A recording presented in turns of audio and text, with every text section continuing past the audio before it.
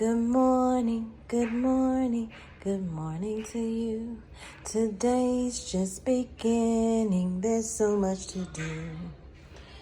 Y'all, what's up, my TBH family? Welcome to Tommy Bites TV. This is Tommy Bites Homestead. Oh my goodness. So, there's so much to do in a day. It's not enough that everybody know that I'm about to can these pears. But no, they want to come in, dirty up the kitchen. I got to clean the kitchen. I take a little nap, get back up, kitchen dirty again. Wait a minute. Hold on. Anyway, my cookie monster, if y'all don't know, that's what I call my husband, my cookie monster. He said, where you going? I said, to the kitchen. He know what I'm going in that kitchen to do. To finally try to start canning these pears. What does he say? Fix me some of them cookies.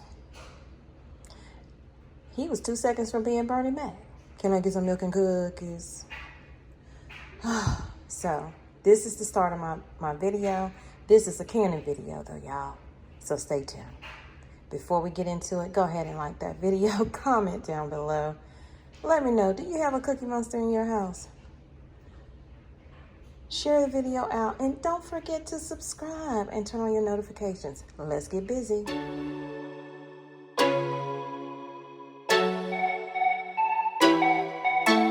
If you ever feel alone, 'cause yeah, sometimes we'll feel alone. In a second, I'll be right there. Turn around, let it rain. Turn around and let it rain on me. Don't you be afraid. Just follow me. You don't need no space. Just follow me. Like a mirror, you reflect me.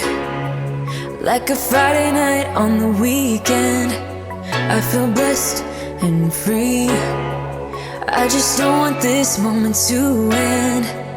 But now you say you gotta go. So first you want to start running your water in your pot. And I'm going to try to get mine to this level right up in here. Second, you want to make sure you got your book. But actually, you can switch them around. Make sure you have your book so you'll know the actual recipe and how to follow it in the Ball Blue book. I, of course, have done these pears before, and I followed Homestead Heart, and they came out just fine. So shout out to you, Miss Lady.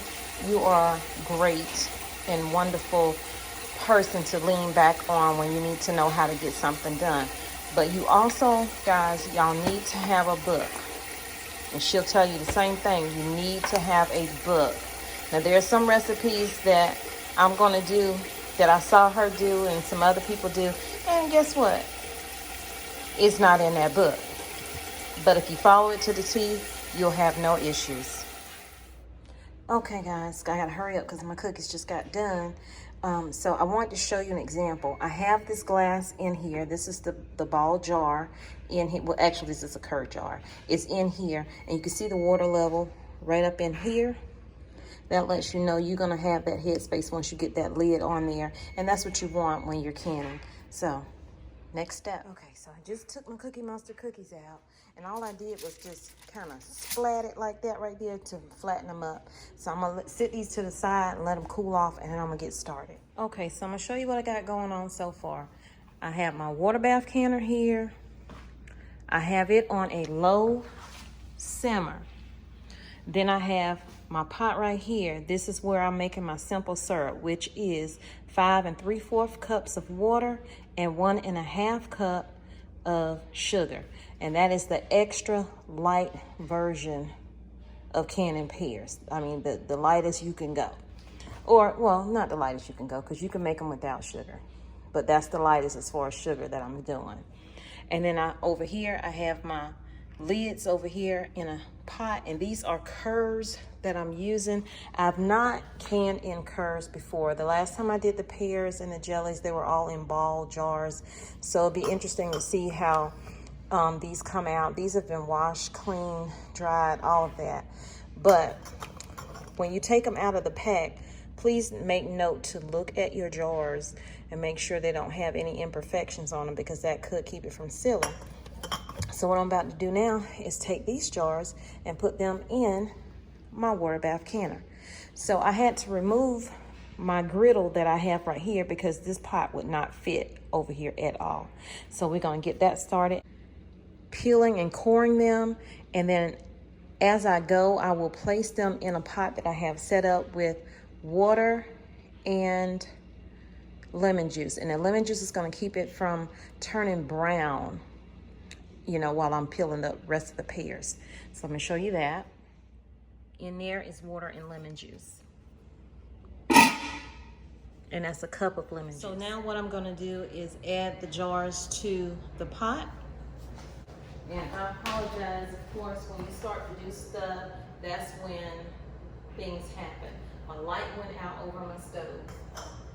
The reason I'm putting these jars in this pot is because I want to have my jars be warm. This water is not bubbling hot or anything like that. It's just a warm temp to it so that I'm not introducing hot foods to a cold jar. Just gonna stir my simple syrup.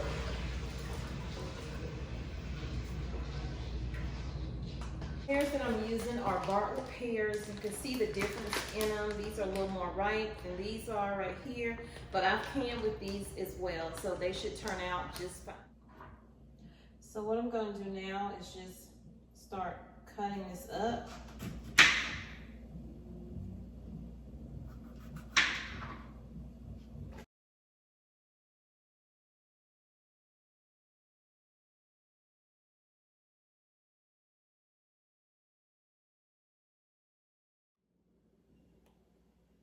Okay, so now I've cut all the pears that I'm about to do. I still have 3 bags of pears that I have to do tonight, but I'm not gonna show you all that. So I'm just gonna show you me cutting these. Now these particular ones here, it's not a lot of coring to do with these.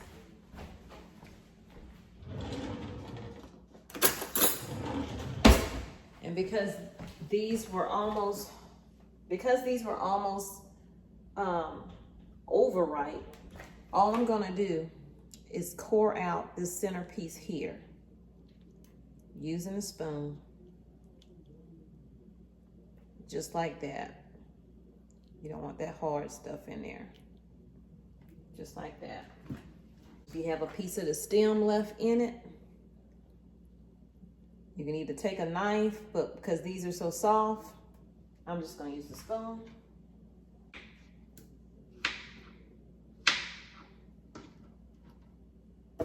I'm using pint-sized jars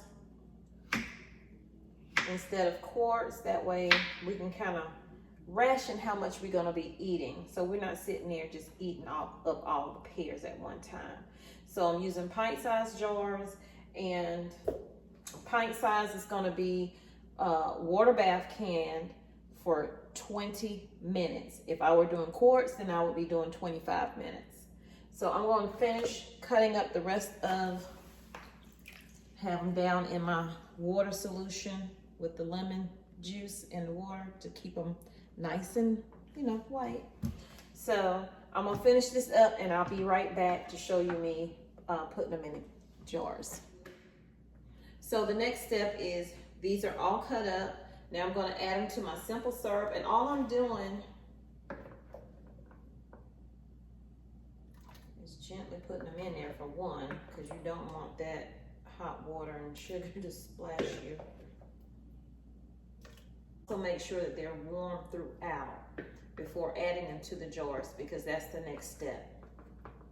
So I'm gonna let these sit in here for 5 minutes. I'm gonna set a little timer and let these sit for 5 minutes. Let me show you. So now they're in the pot, and you just want them to heat throughout. So I'm gonna put the timer on, and while that's doing it, I'm gonna continue to cut and get ready for the next batch. And again, my jars are in here, nice and warm, and so are my lids back here. Okay, y'all, so we're ready to move on, rock and roll to the next step, and that is filling your jars. So what I have going on now is my jar lifter, my little wand with the magnet tip to pick up my lids with. If you don't have that, you don't have to use it, okay? You can use old school fork and get your lids out of the pot with the water. That's what I did when I first canned. Okay, so now I have my spoon with the holes in it. And then I also have my vinegar. This part is very, very important as well, because you want to make sure that you clean the rim of the lid. And all this is something out of the makeup section at the Dollar Tree. And it has that little piece on there, and you just dab the napkin or whatever you're going to use to wipe around the rim with, because you want to make sure you have that seal. You have your funnel. You don't have to use a funnel, but funnel makes it easier. And then you have your head spacer. And then this part right here, debubble it. So let's get started. And also, if you can't get it out, let me show you the trick that I use. Let's see if I can find it.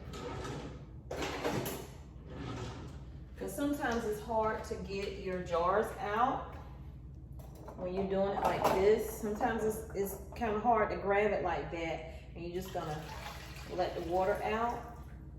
Try not to hit it on nothing. And you're gonna put it right here. Let me see if I can put it where you can see it. I'm gonna show you this one. You can do it this way if you have a hard time with your jar lifter, or if you don't have a jar lifter. These tongs have the silicone on them, so they can take all that heat and not damage your glass. That's what you don't want to do. And then you're just gonna bring it over here, just like that. Okay, so I was trying to bring y'all closer so y'all can see what I'm doing. 1, 1, 1. We're gonna put that on. Go into our pot. That's why I'm using the one with the holes. And just put them in there just like that. It's just that simple.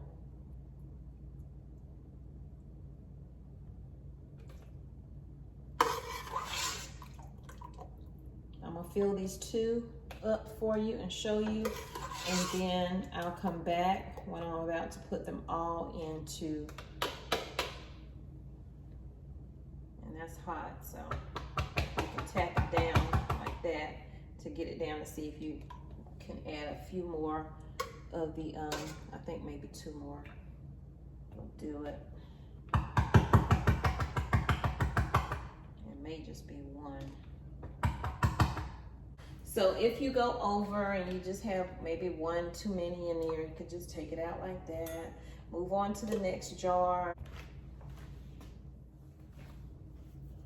So y'all, I've added some more pears to this. My 5 minutes is up. I put them in, I added some more pears to my syrup mixture. So now what I'm gonna do is, I hope you can see what I'm doing. I'll zoom in when I edit. But this is not the ladle I had, but I'm gonna use this one. And I'm just gonna, hold on. Don't wanna make a mess. Fill the jars. 1 inch head space is gonna be to this right here. The first ridge is what it's gonna be. And I'll check it in just a minute after I debubble, because I'll probably end up having to add more juice to it, or syrup to it, that is. Okay.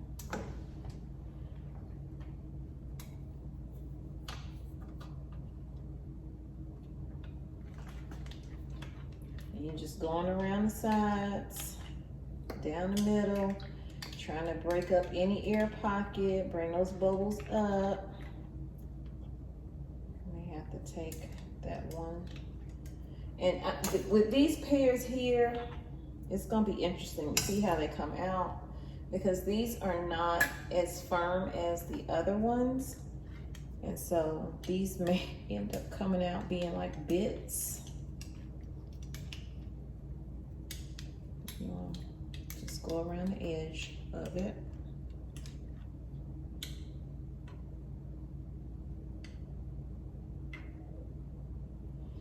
And as I can see, I need to add just a little bit more, not a lot, to get to that 1 inch head space right there. Now we're going to clean our jars. And all you're doing with this thing here, you saw that squirt out, is wet it up like that. Go around the sides and around the top. Same thing over here. That is so important to do because I'm looking at the fact that I just cleaned some pears off of it.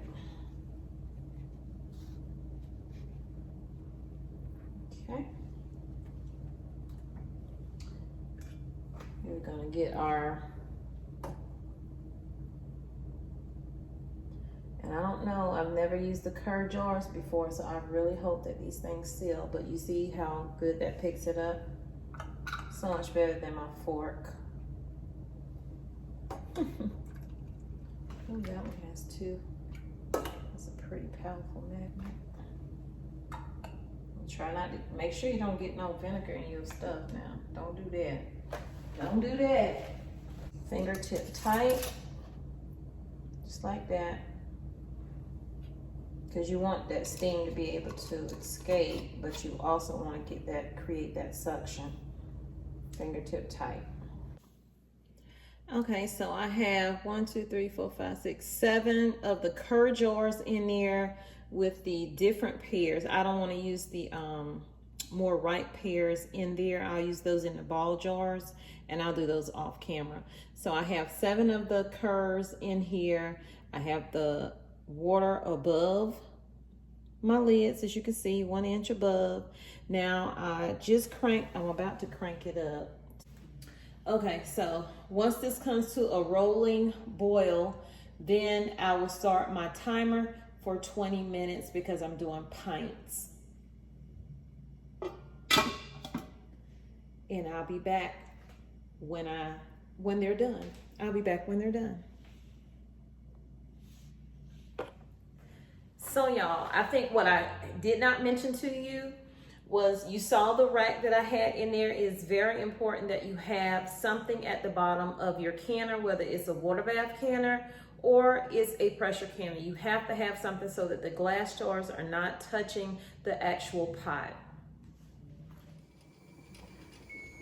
Okay, so the 20 minutes is up. Turn the timer off. I'm gonna open this away from me so that the steam goes the opposite direction and not in your face.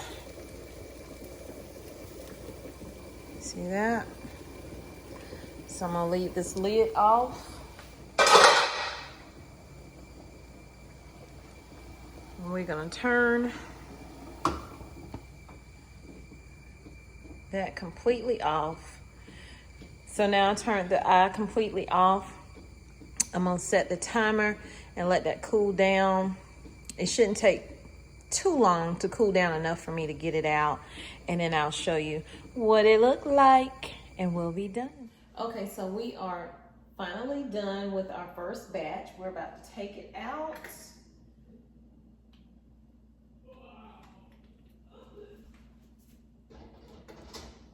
Hope you can see what I'm doing.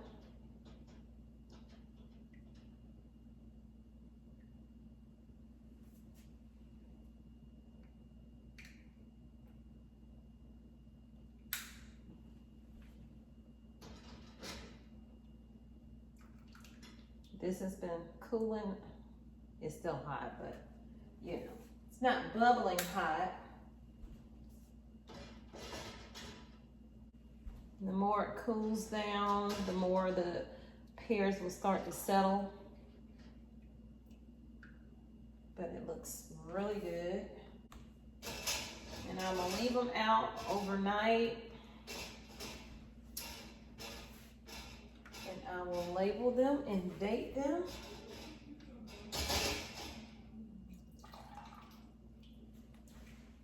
So let me show you up close and personal. I don't know if you can make that out. Right there.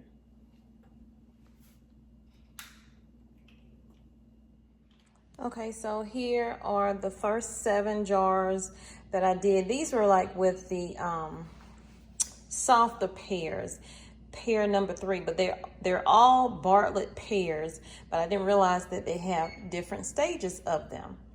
And so I'm on the countdown now for my next batch that I'm about to do in my ball jars. And that's it for the video, you guys. So I hope you enjoyed it. I hope this encourages you to step out there if you have never done it and go ahead and get it done.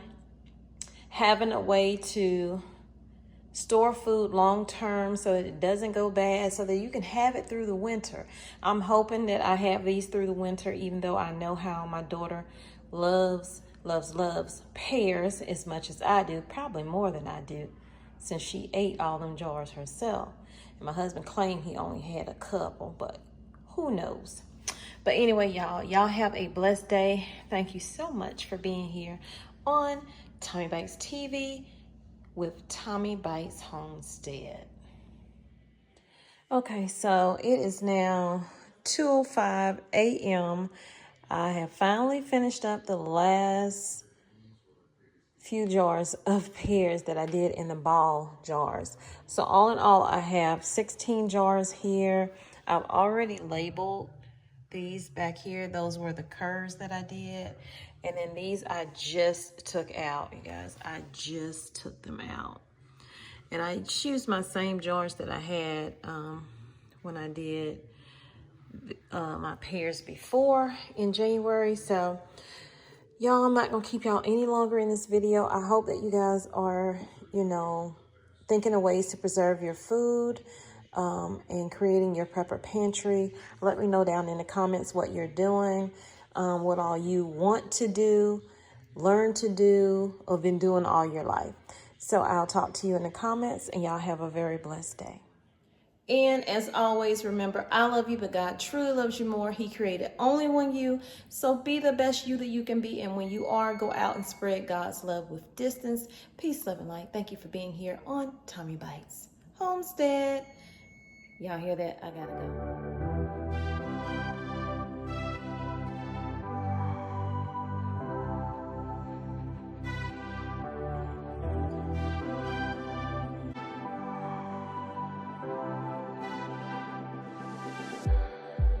It's like we're running in circles, going around every day, getting stuck in the hurdles of yesterday.